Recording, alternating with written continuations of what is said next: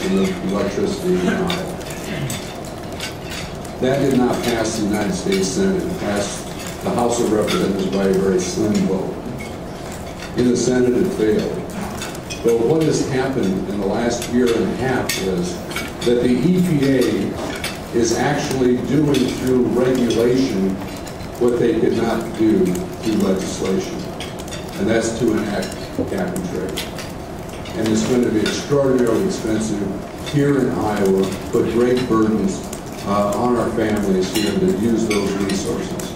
And let me just tell you, if you increase the price of gasoline in a state like Iowa, predominantly a rural state, people in rural areas drive farther to go to jobs, and oftentimes, compared to their urban friends, aren't as high salary jobs as in the urban centers. It is a huge impediment to that family.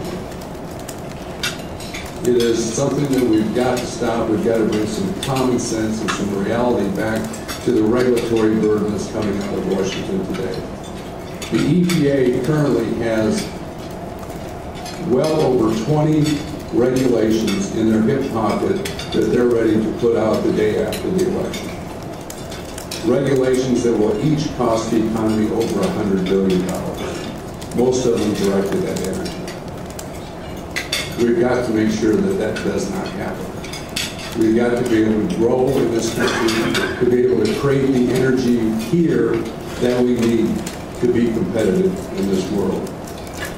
Let me also say, we all are very keenly aware of the fact that we're $16 trillion in debt in this country. The Congressional Budget Office just came out and said that we're going to be well over $1 trillion annual deficit again this fiscal year. One of the very best ways to generate revenues, and I'll also say, I don't know how many of you are aware that the unfunded liabilities that we have as a nation over the next 50 years are somewhere around $70 trillion that are not on the books. Those are promises we've made to federal employees' retirements, to our military, to military retirements, military health care, to all of those things. The best way for us to address those unfunded liabilities in the future would be to have energy production here that is expanded.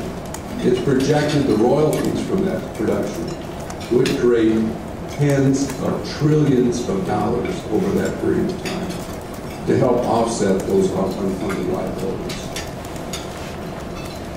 What this is about in my mind, and I think the reason you're here, is to understand, because you understand how important this issue is. It's important to every American. I look at my kids. They go to work every day. The impact of gasoline has a real impact on their families. Whether or not they're able to take a vacation or stay at home, whether they try to stretch that pair of shoes for the kids another month, whether they pray every day that their car doesn't break down or their water heater doesn't break, it has a real impact on the disposable income for those families that are struggling in a very difficult economy. That's why this is important. That's why we've got to have a comprehensive energy policy in this country that actually moves the ball forward. We can no longer be dependent on those foreign countries. We can no longer bow to the sheets over there. We have got to stand up for America, create American jobs here, have American independence, and that's why I believe you're here, that's why I'm here. This is a critical issue that affects every part of the economy, every part of the future of this country, and our national security. So with that, thank you very much for the chance to be here. And, oh no, Brenda's coming up. This must mean we have questions here. Thank you.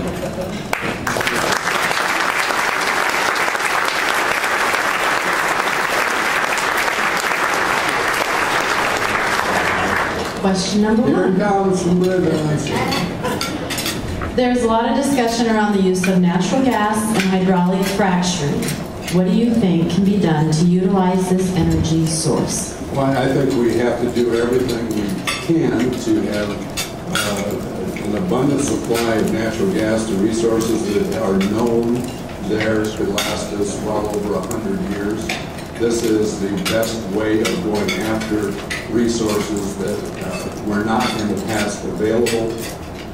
It is a huge boost, obviously, to the areas that are using this technology today. It is safe. It will continue to be safe, and that's exactly what we have to do. We've all seen the price come down dramatically on natural gas. Huge positive impact to manufacturing, to job creation out there. And we've got to continue. It is something we've got to expand as far as I'm concerned. You probably have gotten this question before. How will this year's poor corn crop affect ethanol production and ethanol mixed fuel prices?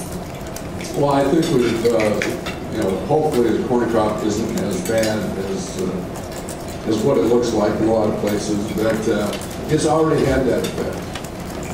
The consumption, production of ethanol, or the consumption of corn, production of ethanol is already down at least 10%, probably moving down to 20%. So market prices, a market economy have a huge impact.